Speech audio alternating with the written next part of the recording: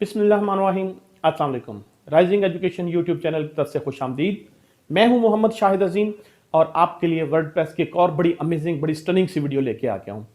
आज से हमारे बड़े मजे के काम स्टार्ट होने वाले हैं, तो मेरे साथ जुड़े रहिए, इस वीडियो को फॉलो कीजिए और इंजॉय कीजिए अपनी वर्डप्रेस डेवलपमेंट को। दोस्तों, अब तक हम वर्डप्रेस को दो तरीकों से इंस्टॉल कर चुके हैं।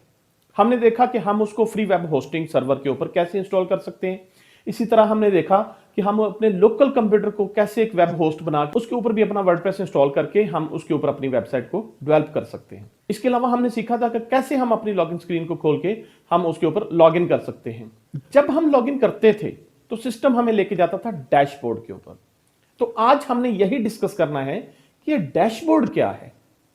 देखिए, डैशबोर्ड आपका मेन कंट्रोल सेंटर है। आपने अपनी वेबसाइट की लुक एंड फील और बाकी सारे एक्टिविटीज को कंट्रोल करने के लिए डैशबोर्ड को इस्तेमाल। डैशबोर्ड आपका कंट्रोल सेंटर है। आपने अपनी वेबसाइट के अंदर जो भी चेंजिंग करनी है, जो भी उसकी लुक एंड फील को चेंज करना है, आपने उसके अंदर कोई एक्टिविटी करनी है, तो आपने वो डैशबोर्ड की मदद से करनी है। तो डैशबोर्ड एक इंतहाई अहम कंपोनेंट है, क्योंकि ये आपको एबिलिटी देता है कि आप नई पोस्ट लगा सकें, आप नया मीडिया अपलोड कर सकें, आप नया कंटेंट अपलोड कर सकें। इसके अलावा आप कोई नया पेज बना सकें, आप अपने वेबसाइट के कलर चेंज कर सकते हैं, मेन्यू चेंज कर सकें। ये सारी एबिलिटीज जो हैं ये आपको डैशबोर्ड दे रहा होता है। हम इसको कुछ इस तरीके से भी समझते हैं कि अगर आप एक गाड़ी चला रहे हैं तो आपकी गाड़ी का जो डैशबोर्ड होता है वो आपको गाड़ी की मुकम्मल इंफॉर्मेशन दे रहा होता है। वो आपको बता रहा होता है कि आपकी स्पीड कितनी है, आप इस वक्त कौन से गियर में हैं, आपके फ्यूल का क्या सिचुएशन है। इसके अलावा आपने अगर कोई और एक्टिविटी करनी है तो वो भी आप डैशबोर्ड से करते हैं। मसलन आपने एसी को ऑन करना है, ऑफ करना है। आपने इसके अलावा अपना जो भी मीडिया प्लेयर इंस्टॉल किया उसको भी आपने जो एक्टिवेट करना है वो आपने डैशबोर्ड से करना है। तो डैशबोर्ड वो मेन पॉइंट होता है जो पूरे निज़ाम को कंट्रोल करता है। इसी तरह हमारी वेबसाइट के अंदर जो डैशबोर्ड होता है ये हमारी पूरी वेबसाइट को कंट्रोल करता है। अब डैशबोर्ड को एक्सेस कौन करेगा? मैंने आपको पहले बताया था कि हमारी वेबसाइट के दो एंड्स होते हैं, एक फ्रंट एंड जो यूजर देखता है, एक बैक एंड जो हम देखते हैं।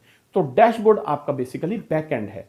तो आप बीइंग अ वेबसाइट ओनर और एडमिनिस्ट्रेटर, आपको अलाउ है, आपको ये इजाजत है कि आप डैशबोर्ड को एक्सेस करें और वेबसाइट के अंदर कोई भी तब्दीली करें। इसके अलावा अगर आप किसी और को ये राइट देना चाह रहे हैं, अगर आप किसी और यूजर को ये सलाहियत देना चाह रहे हैं कि वो वेबसाइट के डैशबोर्ड तक एक्सेस कर सकता है, तो बीइंग एन एडमिनिस्ट्रेटर ये आपके पास सलाहियत है, आपके पास ये एबिलिटी है कि आप किसी और यूजर को भी एडमिनिस्ट्रेटर बना दें। अब वो यूजर भी आपके डैशबोर्ड को एक्सेस कर सकेगा और उसके ऊपर काम कर सकेगा। तो समटाइम होता है कि हम एक टीम में काम कर रहे हैं, हम 2 लोग हैं, 3 लोग हैं और तीनों ही एडमिनिस्ट्रेटर बनेंगे और तीनों ने ही वेबसाइट के डिफरेंट एस्पेक्ट्स को कंट्रोल करना होगा।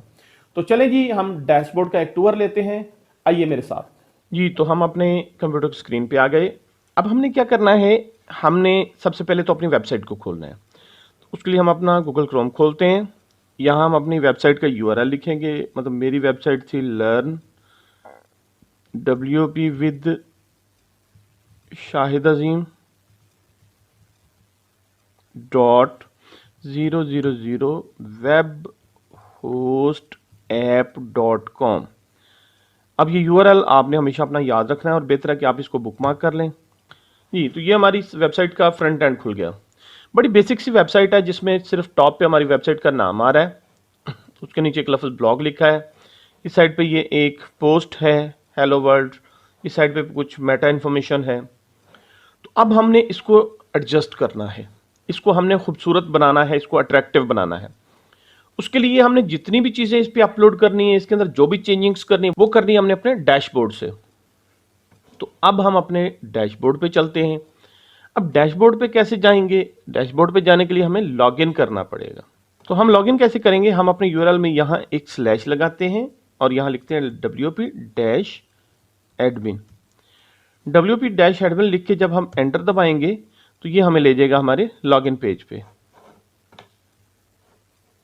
ये हम अपने लॉगिन पेज पे आ गए। लास्ट टाइम हमने जब लॉगिन किया था तो अपना आईडी पासवर्ड रिमेंबर करवाया था, तो वो ऑलरेडी दे रहा है। और अगर आपका यहाँ नहीं आ रहा तो सिंपली अपना आईडी लिखिए, जो भी आपने आईडी रखा था, और अपना पासवर्ड लिखिए और पासवर्ड लिखने के बाद रिमेंबर मी करके लॉगिन पे क्लिक कर दीजिए, तो ये आपको लॉगिन कर देगा। Welcome to the dashboard. अब इस वक्त आपके सामने जो स्क्रीन नज़र आ रही है इसे हम डैशबोर्ड कहते हैं। इस साइड पे ये लिखा हुआ भी है और उसे टॉप पे अगर ये आप देखें तो हमारी वेबसाइट का नाम लिखा हुआ है, साथ न्यू लिखा है, WP फॉर्म लिखा है। ये क्या है, हम आज इसी को रीड करने आए हैं। अच्छा, मैं एक चीज़ अभी क्लियर कर दूं कि हो सकता है आपका ये डैशबोर्ड थोड़ा डिफरेंट हो। मसलन ये जो आप सबसे पहले स्क्रीन दिख रहे हैं ब्लैक फ्राइडे प्राइसेस, ये स्क्रीन लगाई है 000 वेब होस्ट ऐप वालों ने। तो अगर आप अपनी परचेज डोमेन के ऊपर काम कर रहे हैं, परचेज होस्टिंग पे काम कर रहे हैं, तो आपको ये स्क्रीन नज़र नहीं आएगी। ये वो अपना एक ऐड दिखा रहे हैं। इसी तरह जब आप लोकल कंप्यूटर के ऊपर वर्डप्रेस इंस्टॉल करके अपनी वेबसाइट बनाएंगे तब भी आपको ये नज़र नहीं आएगी। तो आप इसको यहाँ से डिसमिस कर सकते हैं। ये क्रॉस का साइन आपको नज़र आ रहा होगा, यहाँ से इसको बंद कर दें। उसके नीचे ये लिखा है वेलकम टू शेपली। ये एक वेलकम स्क्रीन है किसी प्लगइन की तरफ से, हम इसको भी डिसमिस कर देते हैं। अब तकरीबन ये हमारा एक क्लीन सा डैशबोर्ड बचा है। डैशबोर्ड में अगर आप देखें तो आपको दो कंपोनेंट्स नजर आ रहे होंगे। एक ये ब्लैक कलर का, इस साइड पे ये एक साइड बार बनी हुई है, और एक ये ग्रे कलर का। ब्लैक कलर का जो ये कंपोनेंट आपको नजर आ रहा है, इसके अंदर डिफरेंट लिंक्स हैं। मसलन होम का लिंक है, अपडेट्स का है, पोस्ट का है, media, pages, comments, WP form, appearance, plugins, users, tools, settings, etcetera etcetera.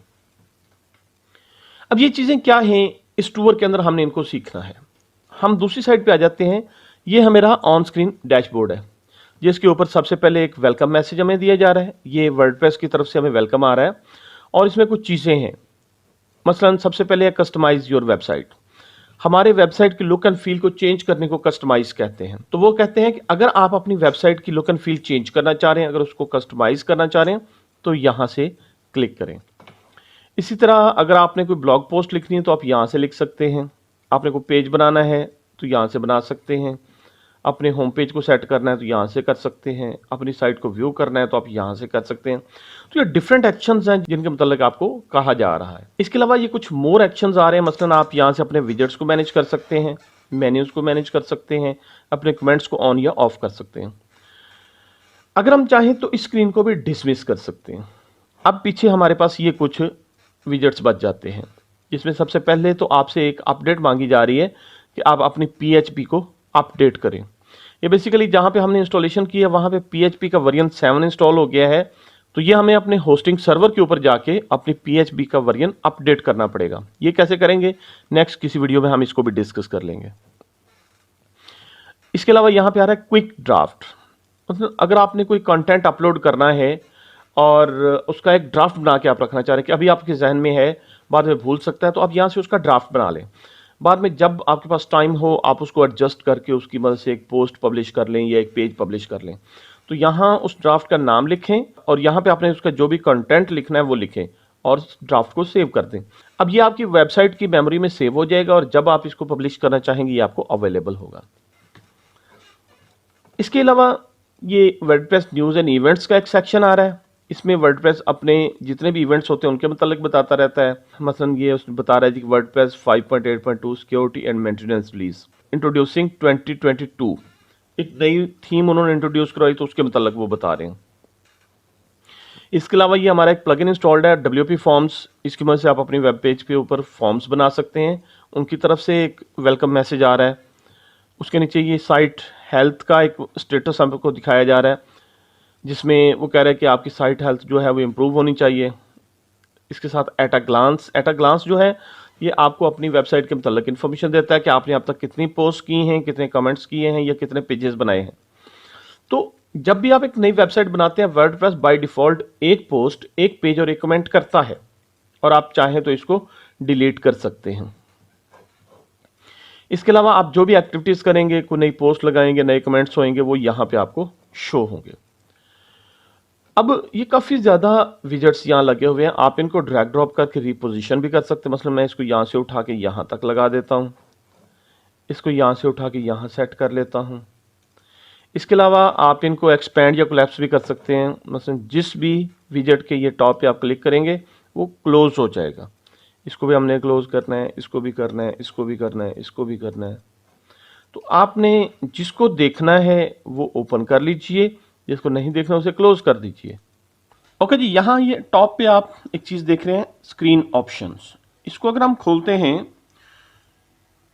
तो स्क्रीन ऑप्शंस के अंदर देखें ये कुछ चीज़ें आ रही हैं।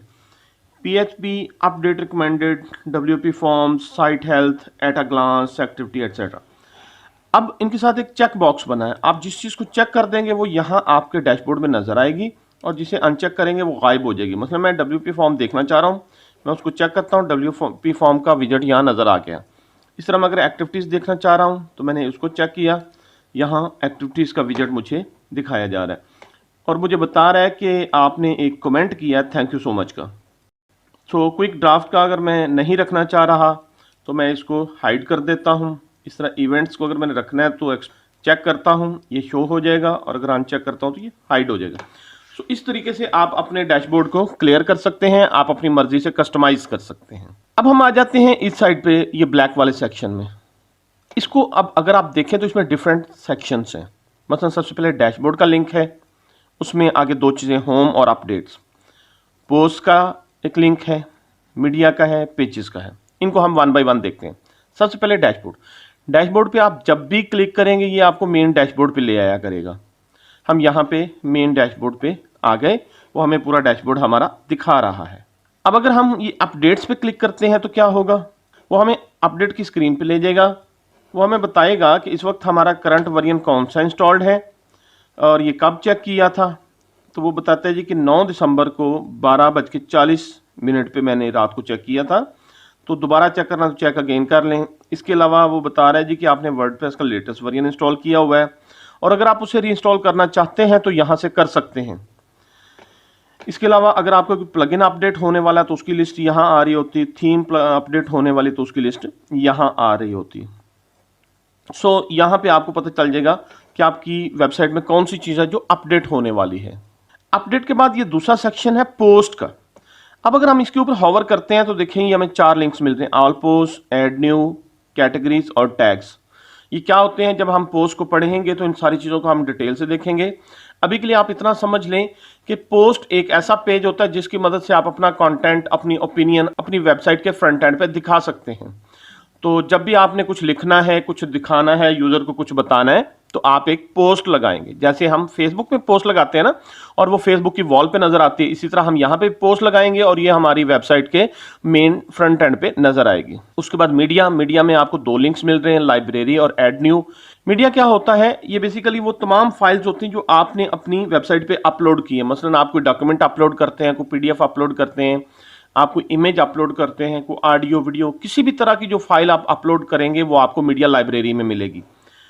तो आपने अगर अपलोड करनी है तो आप यहाँ से कर सकते हैं ऐड न्यू करके। ऐड न्यू पे आप क्लिक करेंगे तो ये खुल रहा है ड्रॉप फाइल्स टू अपलोड और सिलेक्ट फाइल्स। आप यहाँ पे क्लिक करते हैं तो फाइल अपलोडर खुल गया। आप यहाँ से उसे बताएं कि ये वाला जो इमेज है ये मैंने अपलोड करना है। इमेज को सिलेक्ट करके और यहाँ ओपन पे क्लिक करें तो आप देखें कि वो फाइल आपके वेबसाइट में अपलोड हो गई है। अब ये फाइल आप कहीं भी अपनी वेबसाइट पे इस्तेमाल कर सकते हैं। सो मीडिया का मजीद इस्तेमाल हम आगे जाके देखेंगे। मीडिया के बाद हमारे पास नेक्स्ट है पेज। पेज भी वही चीज़ है जो पोस्ट है, बस इन दोनों में स्लाइड सा डिफरेंस होता है कि पोस्ट को हम कैटेगरी वाइज ऑर्गेनाइज कर सकते हैं, जबकि पेजेस जो होते हैं ये कैटेगराइज नहीं हो सकते। ये डिफरेंसेस हैं जो हम आगे जाके मजीद डिटेल से डिस्कस करेंगे। तो अभी आप देखेंगे अगर आपने अपनी वेबसाइट के ऊपर बनाए हुए तमाम पेजेस की लिस्ट देखनी है तो आप ऑल पेजेस पे क्लिक करेंगे।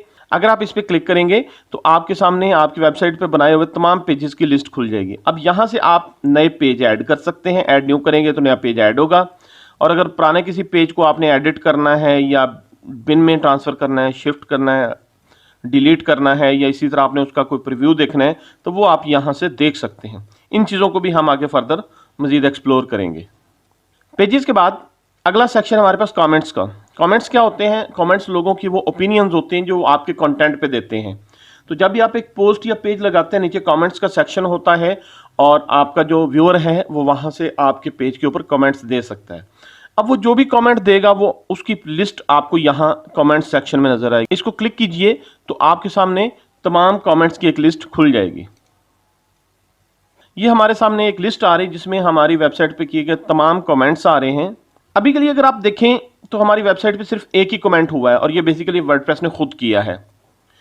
अब इसके साथ हम डिफरेंट एक्शंस कर सकते हैं। मसलन आप यहाँ से इसको अप्रूव या अनअप्रूव कर सकते हैं। मसलन ये कमेंट किसी ने दिया और ये मुनासिब नहीं है, आप उसे अनअप्रूव कर दीजिए।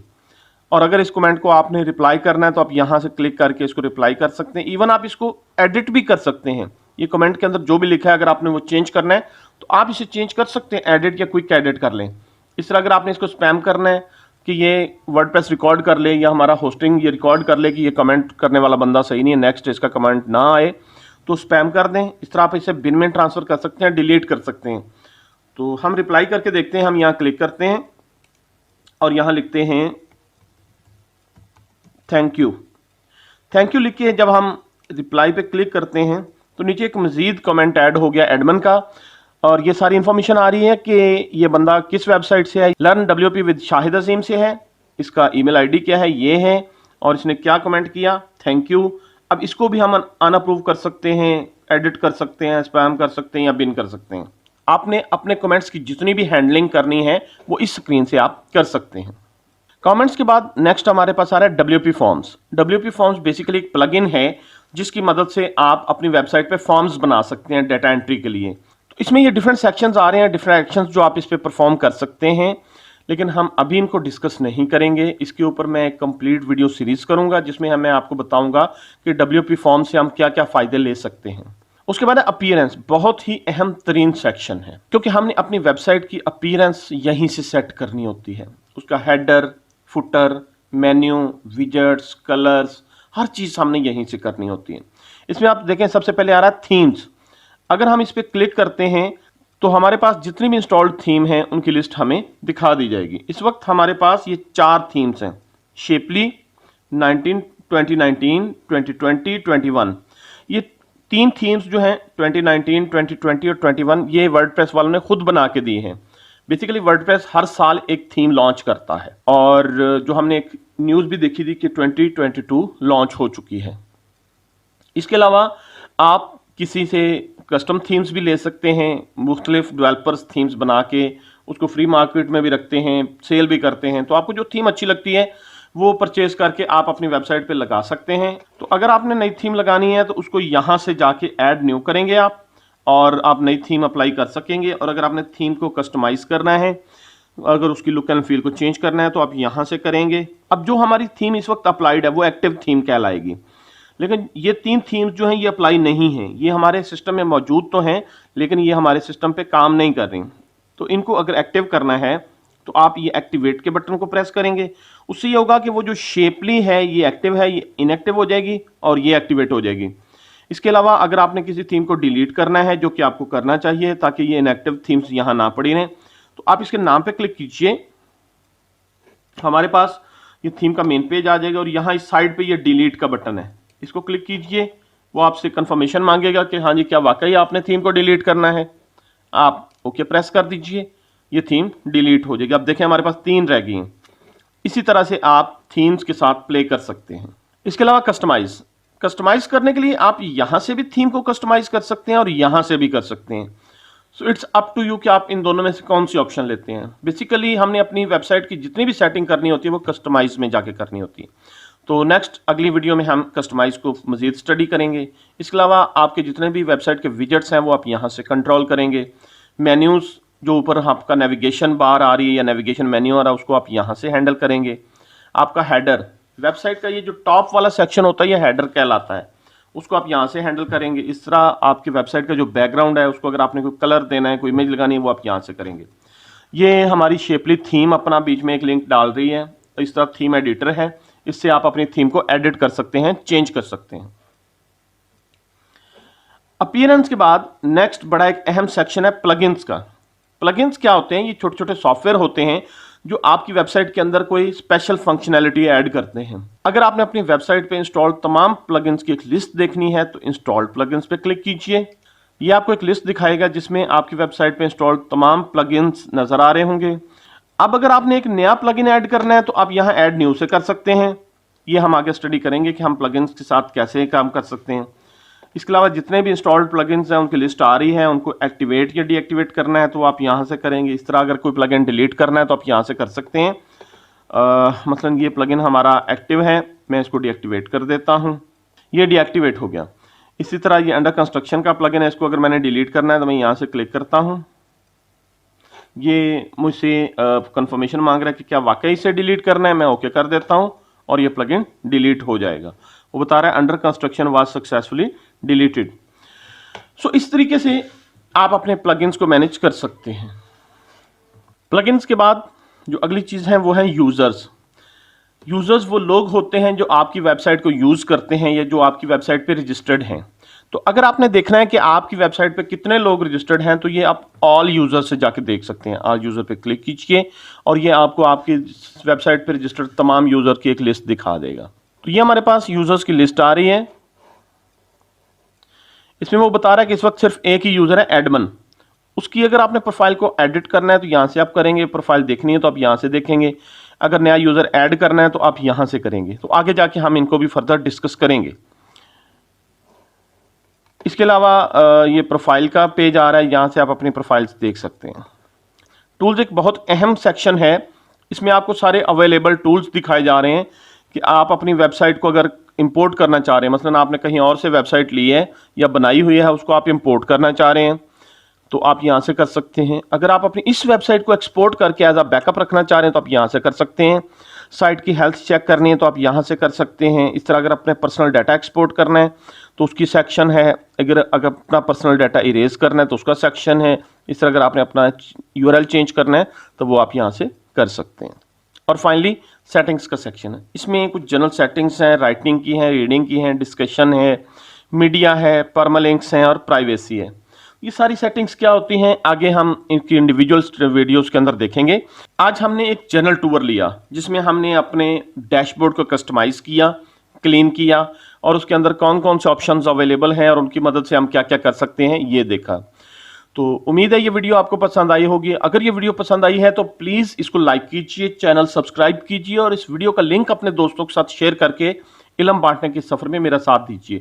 तो जल्दी मिलते हैं हम मज़ीद वीडियोज़ के साथ, तब तक के लिए अल्लाह हाफिज़।